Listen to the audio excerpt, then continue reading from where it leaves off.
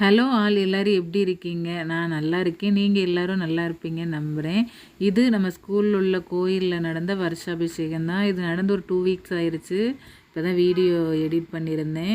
அத்தை மாமாலாம் காலையில் ஒரு 6 மணிக்கிட்டலாம் கிளம்பி போயிட்டாங்க.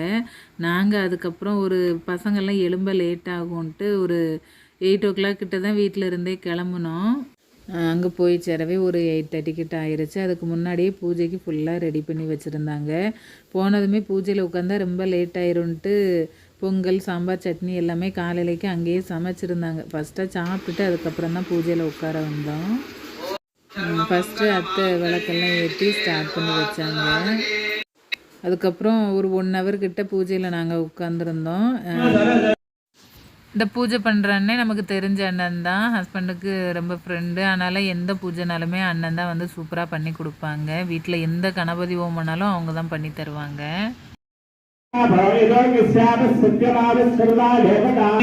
அப்புறம் வாரவங்க எல்லாருக்குமே சேர் பத்தாதுங்கிறதுனால கொஞ்சம் பாய் பெட்ஷீட்டு இருந்த எல்லாத்தையுமே விரிச்சு விட்டாச்சு.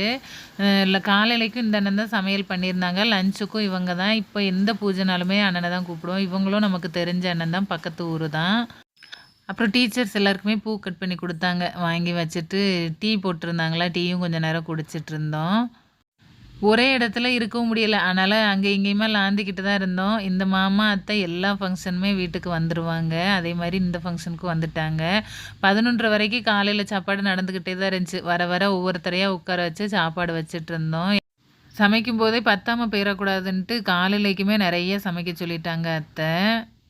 மிச்சம் இருந்துட்டாலும் பரவாயில்ல, யாருக்கும் பத்தாமல் போயிடக்கூடாதுங்கிறதுக்காக தான் அது நிறையவே இருந்தது. அப்புறம் தாம்பூலத்தட்டில் வச்சு எல்லார்ட்டையுமே கும்பிட்டு வாங்கிட்டு வந்து கொடுத்தாச்சு.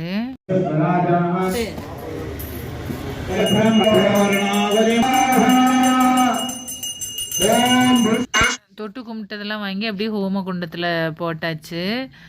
லஞ்சுக்கு தயிர் சாதம், புளியோதரை, சாம்பார் சாதம், துவையல், வத்தல் இந்த மாதிரி வறுத்துருந்தாங்க. சாப்பாடெல்லாம் ரொம்ப டேஸ்ட்டாக இருந்துச்சு.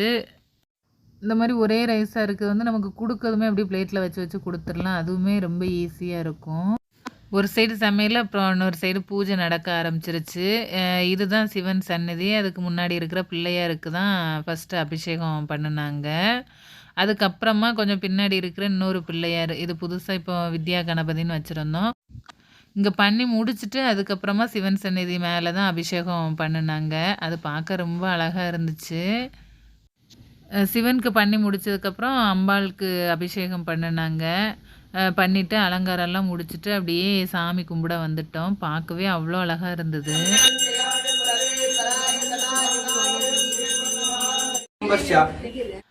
பூஜைலாம் முடிஞ்சதுமே அப்படி சாப்பாடு கொடுக்க ஆரம்பிச்சிட்டாங்க.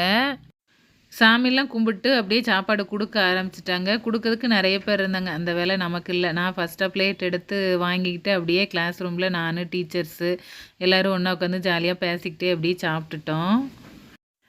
இதுக்கு முன்னாடிலாம் அவ்வளோவா அந்த புளியோதரெல்லாம் பிடிக்காது. ஏன்னா ஹாஸ்டலில் வாரத்தில் 2 டைம் அதுதான் தருவாங்க. ஆனால் இப்போ எங்கள் அக்கா கூட சேர்ந்து எப்போ பார்த்தாலும் புளியோதரை ரொம்ப பிடிக்க ஆரம்பிச்சிருச்சு.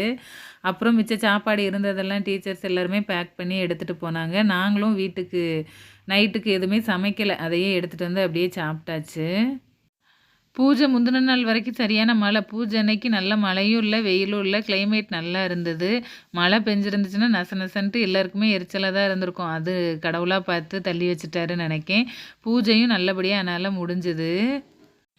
இது வந்து ஊட்டியில் எடுத்த ஒரு 2-3 கிளிப்பை தான் நான் ஆட் பண்ணியிருக்கேன். ஏன்னா பூஜை அன்னைக்கு எனக்கு நிறைய வீடியோஸ்லாம் எடுக்க முடியலை. இதுவே ஒரு மிஸ்டேக் கொடுத்து தான் எடுக்க சொன்னேன். இந்த வீடியோ பிடிச்சிருந்தா மறக்காமல் சப்ஸ்கிரைப் பண்ணுங்கள், ஷேர் பண்ணுங்கள், லைக் பண்ணுங்கள். Okay bye. நெக்ஸ்ட் இன்னொரு வீடியோவில் பார்ப்போம். பாய்.